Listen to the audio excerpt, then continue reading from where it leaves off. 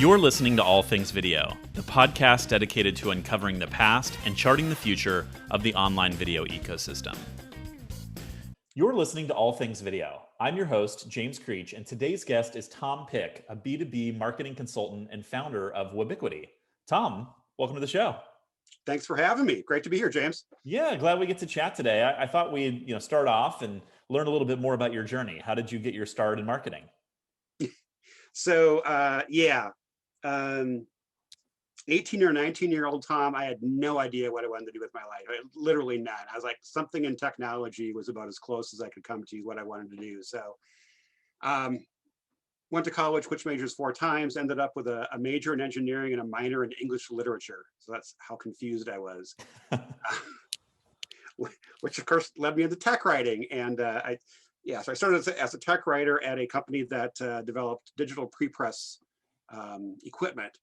And that was okay, knew it wasn't what I wanted to do forever, but the marketing team started inviting me to go to trade shows with them because I had the technical knowledge to actually set up and tear down the equipment and even fix things on site if needed. And it was safe to leave me in the booth alone. It wouldn't be a disaster. So started to really enjoy that and really enjoy working with that team. Went back to school, got my MBA, went into marketing, and pretty much literally from that first day of B2B technology marketing, I was like, yeah, this is what I want to do. So did you go back to get the MBA with the express idea of saying, hey, I'm going to make a career change, go into marketing more full tilt because I'm loving the trade shows, I'm loving the B2B experiences I'm having, and that was kind of a conscious choice to shift paths a little bit? Yeah, so the MBA was with a marketing concentration, and I needed some of that academic backing because I really hadn't had any marketing classes in my engineering / English literature adventures years earlier. So that was a very helpful foundation. Of course, a lot of what they taught you in MBA school about marketing, especially back then, very quickly in the real world, you realize, oh, that doesn't really I was going to say, but I'm grateful. I was a business student and I had some very interesting marketing classes, but I would say the practical experience, doesn't come close to the class. What you learn outside being a practitioner of this is really what's valuable. Exactly. Yeah. Great. So what are the resources, just not to take too much of a left turn, but for marketers just starting out, obviously, you can go to take marketing classes and everything else. There's lots of great podcasts and books and resources these days. What do you recommend for, young folks who are interested in getting into a career in digital marketing? Yeah, and again, very different world today from when I got started. There's so much more information available online. I mean, I still think it's helpful to start with a foundation of some of the, not necessarily the academic texts, but some good books by actual marketing practitioners. Any of the Seth Godin stuff actually is pretty good. Terrific. There's a book by Rebecca Lieb on SEO. That's a very thin, very easy read. That's a great foundation for that kind of thing. So I would start with some good books, but you're right. For the more current, what's really happening right now, there are so many blogs and podcasts and things. Specifically within my realm in B2B tech marketing, there's a website called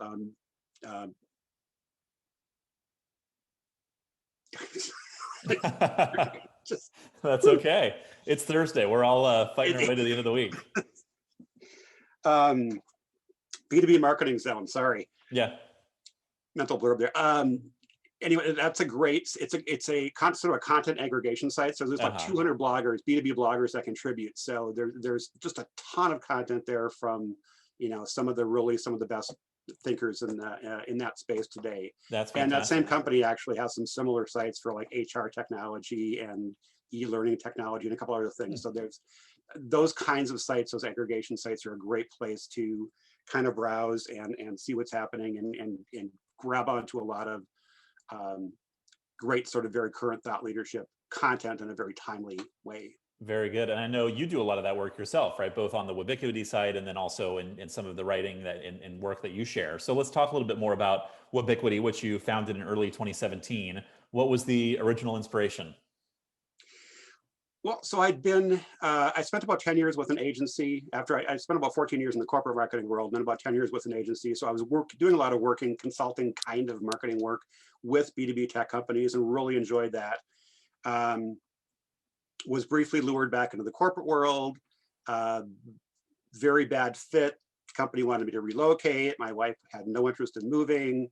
So that kind of didn't work out. And when I left there, I sort of thought about what was the next step. And again, I'd really enjoyed, consulting and working with B2B tech companies. Didn't really want to go back to an agency after, by this time I'd been around the block, and so to speak. And after all those years of working with agencies from both sides, right, being in the agency world as well as being a client on the corporate side, I knew what I liked about agencies and what I didn't, and decided I wanted to do the kind of thing that to create sort of the kind of digital marketing agency that I would want to hire if I were on the client side. And not to throw any stones, but I saw some unethical things being done and things like that, and I'm not about that world. And so I really wanted to focus on creating a business and services that are very very transparent and just provide a lot of value without without any games. There we go. That's what it's all about. So you started the business. Had you considered yourself an entrepreneur up until this point, or was this kind of your first, venture, kind of stepping out and doing something on your own? Great question. Actually, no, not at all. I was I was a very reluctant entrepreneur. Like I say, I'd sort of in the agency, because the agency was a virtual agency, so I was semi-independent, but really had the luxury there of having the head of the agency brought in most of the business, and so I was able to pretty much just work on things for clients and not really have to sell. And I've never thought of myself really as a salesperson, and so that part of it was very difficult for me. But I also looked at it almost as a sort of a risk mitigation strategy, if you will, because if you work for a company and you lose your job, you lose 100% of your income. If you have half a dozen clients, as I do at any given time, give or take, I don't lose them often, and I certainly prefer not to. But if I do, it's at most 20%. I'm still bringing in 80% of my income, and I can spend that other 20% of my time, looking for a new client. So in that way, it's sort of mitigated risk. Another way to look at it is, like I say, I didn't think of myself as a natural salesperson, but in a way, any professional is a salesperson in the sense that, so if you go for a job interview, you are selling yourself right to this company, and you're selling a big ticket item, because for a company to bring on any kind of senior talent in any position, marketing, finance, engineering, whatever, it's a six-figure sale, right? And there's onboarding time, there's all of those things. So it's a very significant investment for the company. Whereas selling consulting services is very flexible. There's no real commitment. There's not a ton of training time. They don't need to devote office space to me, although that's becoming less of an issue. Yeah, true. Pandemic, but right. So it's a much, in a way, it's a much easier sale, right? Because it's a much lower price point. And even if the client ends up spending, a fair amount of money with me over time, it's not that six-figure sticker shock thing right out of the gate. Makes sense. Very good. So when you started the business, almost 4 or 5 years ago at this point, what was the hardest part of being a first-time founder? Well, again, sales, because I really struggled with that at first. And then finally, after talking to enough people, realized that it wasn't about selling, right? It was about having good conversations, understanding what kind of problems people were facing and how I might be able to help them, and just saying, hey, I think I could help you with, this and this. Yeah. What do you think? And once I sort of got over that hurdle and realized it wasn't, hey, how you doing, James? I got a deal for you. Yeah, that's an important philosophical shift, right? On the one hand, I would argue that there are a lot of people, probably myself included, I'm not a classically trained salesperson. I've done a lot of, that activity in business development for our business, other businesses, but I haven't ever gone through a formal sales training program. I've read a lot of books. I've met people, good examples, bad examples on the topic. And so I think there's that natural tendency to feel like I don't want to be a used car salesman, is kind of the analogy people leap to in their mind. But if you can lead with value, if you're there to solve a problem, if you're very consultative in the way it sounds like you are, or you're leveraging relationships and just trying to be helpful and add value to people, that's what will lead to success. And I think the nature of effective selling has changed over time, right? People have gotten smarter. A lot of people are doing their own research now online through your content marketing or other resources. And so, you have to provide that value in order for people to really take it seriously to consider the sale. Exactly. So yeah, like I say, once I made that sort of mental leap, it got a lot easier. And I had a couple of very lean months out of the gate, but like I said, once I sort of got past that, and then just started reaching out to my network and kind of approaching it that way, things grew fairly quickly, and it's done well, except for a little bit of a lull last summer, COVID related. Sure. It's been solid for most of the 4 years. Very good. So now you've worked in B2B marketing for 25 plus years, right? What are the biggest changes you've observed over that time? Oh my gosh, so much stuff. I first got into marketing really kind of just before the internet really started taking off as a thing. And so I was still buying print advertising and buying printed brochures and things from printers, Sure. Lots of paper for a brief time period. And even during that time, realized how screwed up the publication model was. The cost of advertising in like Macworld or whatever magazine was just outrageous.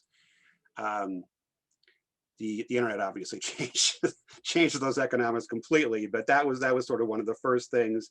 And then blogging came along in the early 2000s, and I started sort of dabbling in that and got serious in 2005 with my first blog, which I actually sold 5 years later, and then started Webbiquity, and that's the blog I've had since 2000. Oh, terrific! So what was the original blog? It was called Web Market Central, and I think it's still active, but it's been under different ownership for quite a few years now.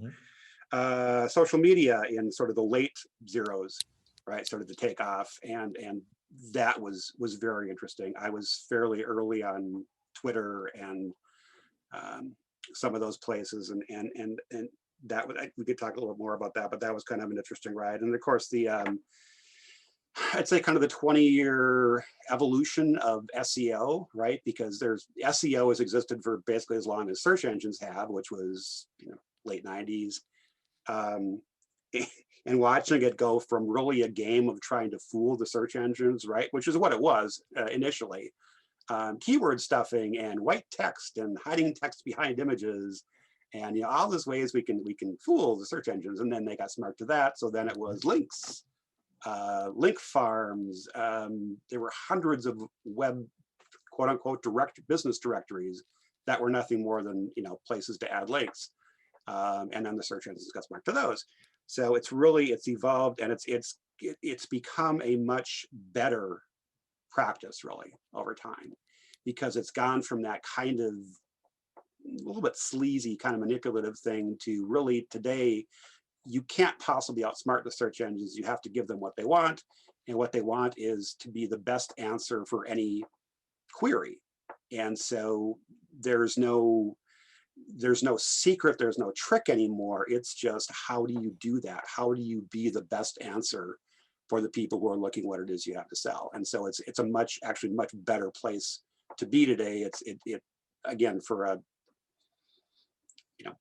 someone with ethics, it feels a lot better doing SEO today, really. And ultimately, it's evolved to serve the user experience, right? You have to ruthlessly prioritize what is the person who's conducting the search, what's the information they're trying to glean, and therefore serving that up every time. And then the last one, I guess, is really kind of going back to the start of Webbiquity, the blog in 2010. Was this notion of there was sort of what do we exactly call what it is we're doing today? Because it was beyond SEO, right? SEO was part of it, but it wasn't.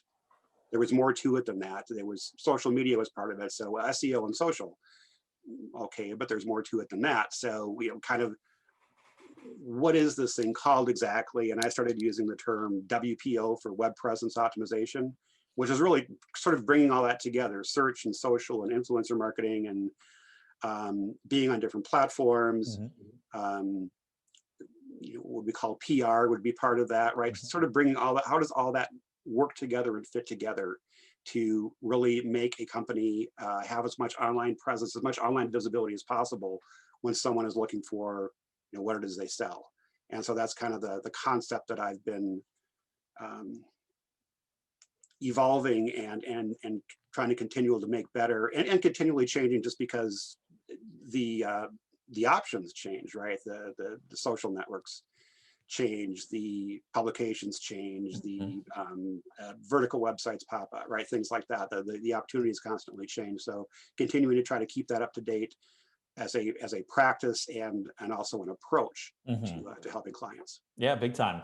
And I think when most people think about social media marketing, influencer marketing, our minds immediately jump to B2C, right? Okay, what do we do on Instagram, TikTok, Facebook? But obviously everything looks completely different in a B2B context. So talk to us about what are the most important platforms or channels to reach an audience for B2B marketers today? Yeah, it is a very different world. And I actually have a blog post coming out next Tuesday on the biggest difference between B2C and B2B influencer marketing, which I can't give that away. So so that's it. Sorry, thanks for tuning in.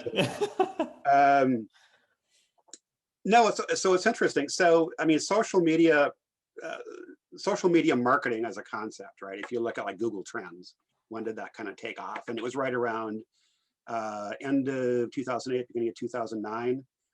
Influencer marketing was like 7 years later, end of 2015, beginning of 2016 was when that really started taking off. So to me, the social media marketing on the B2B side was sort of struggling and flailing at first until it found out what it wanted to be, right? Because when businesses first started marketing on social media, too many of them were like, oh, free advertising, yeah, right? And just putting brand messages out there. And of course, that's not what people want to follow. No way. Yeah. And so it was like, oh, that's not working. We actually need to create content that people want to read. And so they started doing that, which was better, but it was still, sort of brand slanted. If you were writing about ERP software and you were an ERP software vendor, I mean, you were going to be a little bit biased, of course. And meanwhile, as I mentioned, the trade publications, right, their business model had completely changed, and they were sort of struggling to keep fulfilling their kind of traditional role of being a little bit more of an independent voice. And so that's when you started to see the rise of B2B influencers. These were people, some of them worked inside corporations, but others were analysts or they were consultants, service providers, whatever. They were related to the space, developers. So they understood their space, but they weren't necessarily tied to a specific vendor. And so they kind of started filling in that role that the publications had once had. And also, I mean, influencers have been around forever, but pre-internet days, it was really hard to become known. You had to write a book, usually. You had to have a publisher, because even if you just paid a print shop to print your book for you, where were we going to sell it? Amazon didn't exist. Right? So there were all these gatekeepers, right? Distribution was super limited. Yep. Right. What the internet has done is broken down all those barriers to entry. So now you can start a blog for basically nothing, and you can start promoting it on social media and building a following for nothing more than spending some time there and reaching out to other people. Anyway, so that started to expand, and so again, I think influencer marketing is sort of where B2B social media marketing has found itself, finally really fitting after all of these years. And it's about the way that B2B brands and influencers can mutually help each other. It's not about, here's $100, go do an Instagram post for me, right? Like the B2C side. It's more about building relationships and co-creating content, and really the influencers want to gain influence. The B2B brands want exposure. So there's a natural fit as far as them working together in a mutually productive way that's not just transactional. It really is about building relationships over time. Yeah. And do you find that most of that activity is confined to LinkedIn and Twitter? And in my mind, that's kind of the platforms that jump out to me as B2B, but are there other places where that lives too? A little bit on Facebook, but those LinkedIn is by far number one. Twitter actually used to be. They've those two networks have kind of traded places over time as Twitter has gotten more, trying to do too many things, right? I feel like Twitter's getting very bloated and a little bit watered down, and they've gotten failed more to execute. and I mean, there's definitely a place for a platform like that in B2B, which is the one advantage of Twitter over LinkedIn is it's more conversational. Yeah. But it lacks a lot of the targeting features and things that LinkedIn has.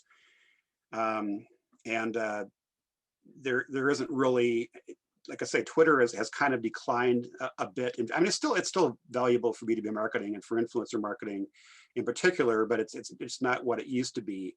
And so it seems like there's a space for either, I actually wrote a post a while back about, Twitter for business, like they should segregate this part of the network and get rid of all the, celebrity gossip and the weird hashtags and political hate stuff and just really focus on verified accounts and business users. That's one possibility. Parler popped up. That clearly wasn't going to be the alternative. That was just sort of a far right-wing version of the political hate stuff. So that that wasn't going to fly as again an alternative for B2B marketers. So there's an opportunity there, and I think if Twitter is smart, they'll take advantage of it. And if they're not, someone else will figure it out and jump in. And now we have Clubhouse, right? I see a lot of people in our space spending a lot of time on Clubhouse, very excited about the potential, really enjoying the audio format. Obviously, Twitter, launching spaces to compete, making some acquisitions to, be a little bit more aggressive in the space. And then others, Facebook rumored to be working on a Clubhouse competitor. What's your take on that space? I mean, it's a really interesting platform, and obviously they're attracting a lot. Their model, right, of creating scarcity by the invitation only. That's really helped them launch and get some traction very quickly and a lot of exposure very quickly. It's one criticism I've seen of it that I sort of think is valid is the notion that it's ephemeral, right? You've got to be there in the moment. It's not. Nothing is recorded and stored. You can't revisit a conversation later. And it's a little bit tricky in the B2B world because people are busy during the day. And so to kind of take time out and listen in, unless it's something, really compelling, I just think that's harder to do. So I do think the asynchronous nature of platforms like LinkedIn, or blogs, right? Because once a blog post is out there, it's always, or YouTube, once a YouTube video is out there, it's always there. Yeah, YouTube really feels underutilized for B2B marketing. It's definitely picking up. Yeah. Yeah. And then you also alluded to, trade publications, right? So these online groups or bodies that might hold events, oftentimes they monetize through, content and maybe journalism covering the space. I'm curious to get your take on this, right? That a lot of these claim to be these independent bodies that are trying to advance the ambitions or the goals of the industry as a whole. And yet, in many cases, they seem to be a little bit beholden to their member base, right? It's the big companies in that space are going to be their advertisers. They're going to sponsor the events. They're going to be, the ones kicking in the membership fees if it's an annual sponsored model. So in your experience, how much of these things are truly the independent bodies that they claim to be, and how much are they too handcuffed to their member base to really speak with authority or be very open about what's really pushing the industry forward? So I guess a couple of things. One is it sort of varies, right? It's not. I don't want Sure. commit the sin of grouping them all into one. They're all the same kind of thing because they're really not. There are certainly some that do a much better job of maintaining that independence than others. I think back to the 90s when Computer World and Info World were writing about, I was in the ERP space at that time, and they were brutally honest about, like, SAP had a lot of implementation problems, and they were brutally honest in reporting those. I don't see that kind of journalism really anymore. I think SAP has gotten a lot better, but SAP and Oracle and some of those, Bond, which was a big player in the late 90s and early zeros. So it's, I guess we're missing some of that, but at the same time, again, I think that's where the influencers are kind of filling the gap, because they don't necessarily have those relationships. And as long as they're open about, how they're doing business, they have credibility in not necessarily attacking companies, but pointing out those shortcomings. Mm-hmm. And then also even the software review platforms, Capterra, G2, GetApp. Yep. Those, although the vendors are trying to find their best and happiest customers to write reviews for them, there's some interesting stuff in there, because people, there's sort of two kinds of customers who will bother to take the time to write a review. And one is, if you really are a brand advocate, I really love this product, I'm going to take 10 or 15 minutes to go write something nice about them because I really believe in it. Or I have just had the worst experience ever, and I'm going to tell I have to let everybody know about it. Yep. So, yeah. The world. So they kind of fill that gap as well, I think. Yeah, and I've noticed that those review sites have built huge domain authority, right? Really strong from an SEO standpoint. So, absolutely. If you want to rank in, hey, what are the top ERP platforms, right? You have to kind of play their game a little bit these days. Exactly. Let's talk a little bit about events and conferences, right? That's historically been, such an important element of B2B marketing, which has been largely absent over the past year. Given the pandemic, so much of this activity is moving online. I'm curious to get your thoughts on what has that impact been? Has it been challenging? Is the future of events going to change as a result? Are we going to see this pent-up demand, and as soon as vaccines are rolled out, everyone's going to be dying to get back to those conference halls? What do you predict? Yeah, so that's a great question. A couple of things. On the one hand, it's really been devastating to a lot of people, which is very sad. I do quite a bit of work in that space, and so I know a lot of suppliers, a lot of vendors in the space, and it's been really, really hard on so many people in travel, venues, sound and lighting people, even to some extent event planners, right? They just, their demand essentially went to zero. People in the live entertainment world, and again, not worried about the big stars; they'll be fine. But it's more of the the regional bands, the lesser known, the kind of acts that you might see pop up on America's Got Talent, that sort of thing, right? They haven't really made a name for themselves yet, and so live performances are what they rely on, and they've been. A lot of them really impacted, obviously really negatively impacted by this. I think the government has helped a bit, but of course, it's devastating. What do you do, right? And it's been uneven and not always well targeted. On the other hand, there is the old there's the quote from the 19th century German philosopher Friedrich Nietzsche, or the Kelly Clarkson song, depending on your point of reference, right? But the what doesn't kill me makes me stronger kind of thing. And I think that applies here as well, because I think a lot of, as difficult a year as this has been, I do think a lot of suppliers in the events industry are actually going to come out of this stronger than ever and really have a bright future once we finally get through this thing. Because, for example, the pandemic has really forced or accelerated a lot of innovation that was it had been happening anyway, but it was kicked into overdrive, right, by the fact of the shutdown and things having to move online versus online being just a really sort of secondary channel. Live events were the big thing, and online events were like, they're okay for this or that. And that obviously that whole paradigm has completely turned around in the past year. And so once we get through this, I think the industry is going to rebound very strongly. There will certainly be pent up demand for live events, and people will go back to doing that. But also, I think the audience will be permanently expanded, because people have figured out that there's a lot they can do, actually a lot more they can do now, in terms of virtual events than they could a year ago, because the technology has just advanced so much. Yeah. And I Past. think you can't replace, the in-person networking and kind of those casual hallway conversations, or, the parties and everything else that kind of surrounds these conferences. People are still going to want to be a part of that. But, for some people, it's just not practical to travel or send your whole organization. And if you can get the valuable content online, I can see the benefits of now your conference doesn't just reach the small pool it used to. You can actually broadcast globally to everybody asynchronously, as you mentioned. And that's really powerful. It is. And like I say, I think it expands the audience, because the kind of people working inside a corporation who, the company probably wouldn't have paid to fly them, halfway across the country for a live event. They're fine with them sitting at their desk and sitting in on a webinar, or even, some sort of online conference kind of event.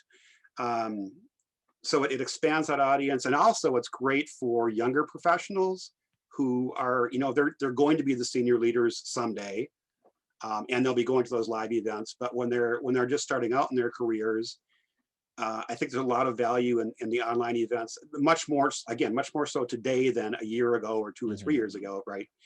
Because now the online world does a better job of, not perfect obviously, but a better job of mimicking that in-person experience. So those younger professionals can get more of a sense of, oh, how do I do the networking, and how do I really take advantage of the education when it's multi-track sessions, and so they'll be better prepared for when they do get a little further along in their career, and they start to be the ones who are flying halfway across the country for the live events. Sure. So are you noticing more of a confluence between event marketing and content marketing now that more of this activity's moved online? Absolutely. Good, great question. I did a presentation on that recently. Hey, look at that. Topic. What a coincidence. Yeah, so I mean, so there's always been some overlap, right? Because if you go back to prior to 2020, the two biggest things that drove event attendance from the attendee standpoint, the two things that attendees valued most were the education and the networking. And the education piece was always much easier to kind of replicate online. The networking was terrible a year ago. Again, it's gotten better, not perfect, not a replacement for real life by any means, but it's definitely gotten better in the past year. There's tools like Shindig that are actually kind of designed around that philosophy, right? So they're all about not being stuck in your little box on the screen. You can sort of move about and connect with people and do private sidebar video chats, that kind of thing.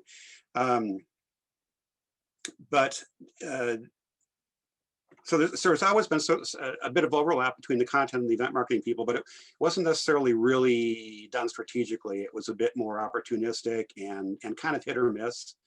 And sometimes those opportunities weren't taken advantage of, and people didn't think too much about it. But now, once the events started moving totally to virtual, well, obviously all of the content is created digitally anyway, because it has to be, because you're delivering it online, you're not delivering it in person.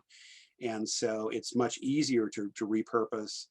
And I think companies are getting more strategic about it, oh, we're creating all this event either for the event or during the event or whatever, and we can really do a lot more with this. In terms of turning it into videos, chopping it up and turning it into special purpose videos. There's some, really, really solid, low cost, easy to use video editing tools that make that pretty easy to do today. You can repurpose, right, a video session like this as audio only for a podcast. You can get a transcription of it, turn it into a blog post. There's just lots of ways to repurpose. And again, not that it wasn't happening at all before, but again, I think people have gotten more strategic about it, and are doing a lot more of it now that all the content is digital because of the move to online events. Yeah. Now, I'm glad you mentioned podcasts, because I was dying to ask you about it. Obviously, here we are in a podcast. Most of my audience is probably relatively B2B. But I started this show 6 years ago, which makes me feel super old, because the podcast wave has heated up in the last 2 or 3 years. But I just have loved it, right? It's been a passion project for me, and such a fun way to connect with other really smart leaders in the space doing some interesting work, and getting a chance to learn from them and then share that knowledge with others. So do you see more B2B brands taking advantage of podcasts as a medium to get their name out there and using it as a marketing funnel? Yeah, that's actually, I think, one of the things we'll see more of in the future. And again, not that the idea of content repurposing is new by any means. It's been around for quite a few years, but I think we're going to see more of that. That's going to be more of a trend of people doing things like this again, which are easy to repurpose in multiple ways. And podcasting is certainly one of the big ones. It was interesting that I had read something early in the pandemic. At first, podcast consumption actually went down a bit because people had been consuming a lot of podcasts while commuting. And when commuting went away because nobody was going to the office, podcasting took a hit, but that didn't last. It bounced back really quickly for various reasons, but it's probably stronger now than it's ever been.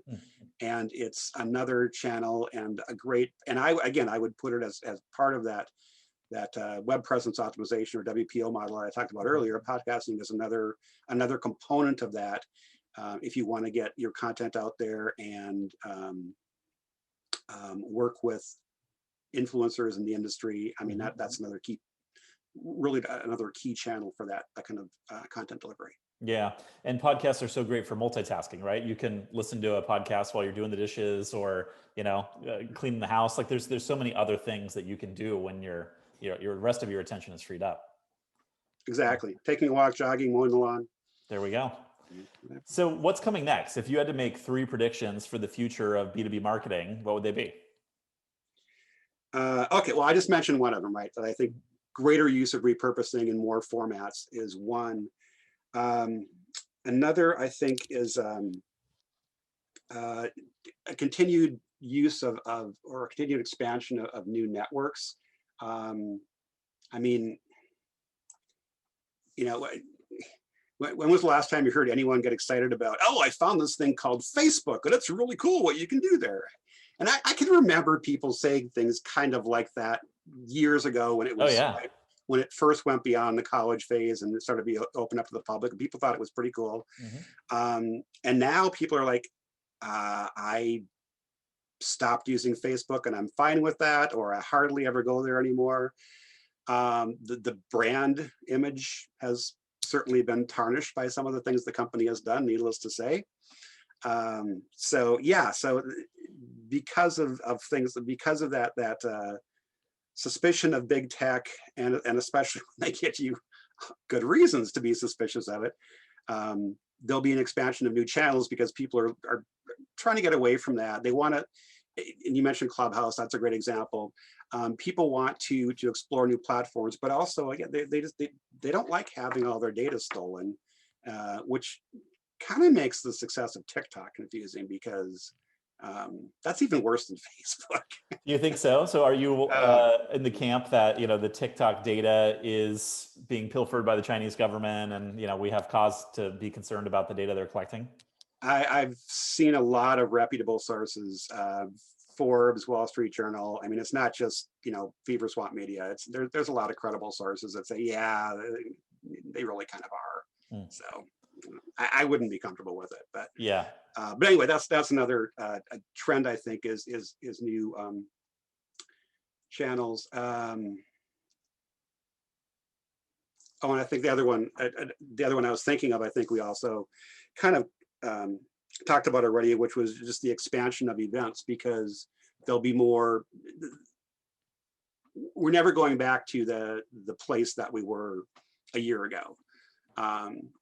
The whole events industry is just going to expand because there's going to be a lot more. You can do more online now than you could a year ago, as I mentioned. Better tools, and you're expanding the market, so there'll just more use of event marketing. And I think people will be a little bit more strategic about the live events, because not every event has to be live, but they have their place. And so they will really be, the people putting on live events will put even more effort into making them, here's a really cool destination. We've got some really interesting activities planned. We're doing, some great local food, right? Things like that to really make the live experience stand out. Because now that the virtual platforms are much better, there's going to be more of an effort to make the live events even more of a special experience to make them appealing. Yeah, awesome predictions. I love all three of those. Tom, what's the future hold for Webbiquity? Well, I mean, I love what I do, and I love the kinds of companies I work with. I really am blessed to have just amazing clients, and love to get great results for them. And I just enjoy what I'm doing. So there's kind of a couple different things. So first, the fundamentals of what B2B marketing is all about, right? So it's lead generation and brand awareness. Those are the top. Those have been the top two priorities for decades. Decades. Yep. Decades. That doesn't change, but of course, what does change constantly is how you achieve those, right? There's constantly new tools and new tactics that can be employed, and I love. I'm still an intensely curious person. I love learning about those new things. I love getting results for clients, and I love taking advantage of all the new ways to do that. I hope to do this for another 10 to 12 years easily, because like I enjoy it and just want to keep doing what I'm doing, but also, keep evolving my skills to stay current with what's available. That's awesome. One of the questions I love to ask everyone who comes on the show, given I think a lot of people who tune in are entrepreneurs and they're thinking about, okay, what's next? What's the white space out there? And I find that there's a part of your brain as an entrepreneur that you just can't turn off, right? It's constantly looking at the industry and saying, well, maybe we could do this just a little bit different, or I'd like to experiment with that idea. So anything like that jump out at you where if you were starting a business tomorrow, any ideas of what you would do? I mean, there was actually one I was involved with a few years ago that, for various reasons, the execution part of it didn't quite work out. But it was about marketing measurement, and yeah, there are a lot of dashboard tools and things out there now, right? The problem with most of those is that they just give you numbers and pretty graphs and things. They don't really give you insights. Mm-hmm. So it's like, okay, I can see that this is trending upwards, whatever. What does that really mean? I mean, there's no prescriptive aspect to it, right? Mm-hmm. What should I do more of, less of, differently? Yep. That kind of thing. So I think a tool that could take it to that next level and really go beyond, Google Analytics data and, like I say, dashboards, HubSpot metrics, those kinds of things, and take it to the level of, well, this is what you should do with, here's what's happening, here's what you should do based on that. Mm-hmm. There's one interesting little tool called Pave AI, which basically grabs your Google Analytics data and it does like 16 million different correlations in like 20 minutes. It's pretty cool, and actually does some of that, but again, that's very narrowly focused. It's kind of special purpose. So I think that was, in terms of a specific idea, that would be one that's interesting. But more generally, I talk to a lot of entrepreneurs. I do a lot of startup events. I presented at a virtual startup event here in the Twin Cities last fall, and really it's just about, and this is probably nothing terribly earth-shattering, right? But really understanding a problem that a specific group of people are having, how they're solving that problem today, and how you can solve it better. What's and think in terms of sort of, sometimes it's really disruptive, Uber or Airbnb, whatever, and sometimes it's less disruptive, just a more evolutionary, sort of better way to do things. Quick story, and I have no connection to this company whatsoever. I just heard the CEO actually speak yesterday and thought, wow, that's kind of interesting, because we mentioned ERP. I was in the ERP industry for 10 minutes, or 10 minutes, 10 years. Yeah. Late 90s, early zeros. And that was kind of late 90s were the really go-go time for ERP because of the Y2K thing, right? The world was going to end on January 1st, 2000, because all the computer systems were going to shut down. And so there was just this frenzy of buying. And I was doing competitive research for the company I was with, and we were tracking more than 100 different vendors. And the laggards were growing at 20 to 30%. The leaders were growing at 100 to 200%. I mean, it was insane. But what happened was Y2K came and went. The world didn't end. Everybody had bought something. So demand just, absolutely fell off a cliff. Mhm. And so the industry very quickly consolidated. 80 to 90% of those companies that we had been tracking either just went away or they got bought and merged and that sort of thing. And that was sort of my last, I left the industry in about 2005 and I didn't, I mean, to me, that was what stuck in my mind, right? Is that it's sort of an unexciting kind of stagnant replacement basis industry at this point with a few major players, and Mhm. didn't see much exciting happening there. Well, I heard this presentation from this guy yesterday, Sunny Han, who local entrepreneur, just started a company called Fulcrum, which, like I said, I don't know anything other than the presentation yesterday, and I looked him up on LinkedIn because I thought this was fascinating. It's actually a brand new ERP company, which seems interesting. So I asked him during the presentation that, like, I told him the story, right? Sure. I view this as kind of a Cautionary tale, mature, right? Yeah. stagnant industry. What his response was really interesting. He said, he said, you're right, but you think about it, most of those big vendors started in the 80s, and their technology bases are still, even though they've upgraded their technology over the time. Salesforce still feels like it was built in the 1990s. Yeah, because their whole basis was, as of 1989, what can we do with computers, Mm-hmm. right? And it's even like folder file systems, very Yeah. linear organization structures. I worked on a big NetSuite implementation at a company, that feels like a lifetime ago, but back when I worked in ad tech, and it was like so many of these systems still revolve around the idea that there's physical inventory, right? And we were working in advertising with perishable, intangible inventory, and it just was like fitting a round peg in a square hole. It just didn't work. Right. So his whole approach is well, he wants to be a disruptor, right? Because he's building a brand new ERP platform based on what you can do today with all the technologies. And it's really, I mean, it does the stuff that an ERP system should do, but it also is a lot more geared toward finding different sources of supply. Or even creating sources of supply if necessary, right? Because supply chains have been so disrupted in the past year. There were a few different people on the call in different industries, and they were all talking about how you couldn't get things into the country, especially from China. I mean, their supply chains were just completely messed up. And so a big part of what his tool does is again, it's about being really creative with sourcing and either finding or even creating or maybe collaborating with suppliers to come up with new sources of supply that aren't that are less subject to that kind of disruption. And also part of the just the general effort to try to, I think, move more manufacturing to different places from where it is now. So yeah, it was just fascinating. So there I guess my point of that was to answer your question. Even in industries that you might think of as sort of old and boring, there may be disruption opportunities because they don't have to be old and boring. The technology today allows you to do so many things that weren't possible when the giants in whatever industry you're talking about first got started. Everything old is new again. No, I think that's very much true. And I actually loved your earlier point about how traditional analytics tools give you a pile of numbers, but they're not prescriptive in terms of insights, in terms of, hey, this is what's working, this is what's not working.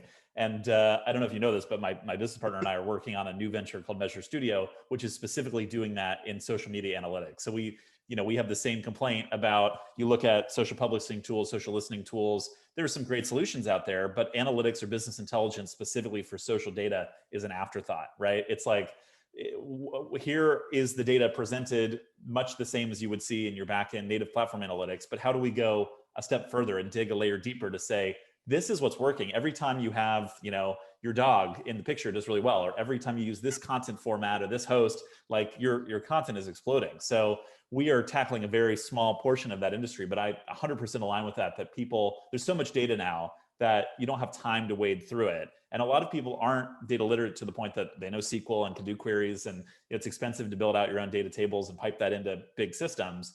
People want something plug and play that surfaces those insights and says, hey, try this or experiment with that. That's, I think, the next wave of analytics technology.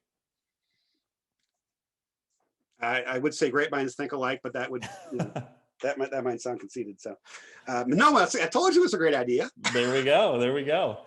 Well, Tom, where can people find out more about you and more about Webbiquity? I'm on Twitter, at Tom Pick. I'm on LinkedIn. Webbiquity is my blog. If that's kind of tricky to spell, so actually, if you simply type in tompick.com, that will go to my about. It'll redirect to my about page on the blog. Or if you just search B2B marketing blog, I'm usually the #1 result. Hey, look at that! What Doing something right in that day. So yeah, pretty easy to find in various places. Very good. Well, Tom, thank you so much. It's been such a pleasure to chat with you, talk a little bit more in the weeds about B2B marketing and the evolution over the past few years. So thank you again for sharing your story. Thank you, James. I appreciate the opportunity. Thanks for tuning in. I'm James Creech, and this has been another edition of All Things Video. If you like what you hear, we hope you'll share and subscribe for new episodes. See you next time.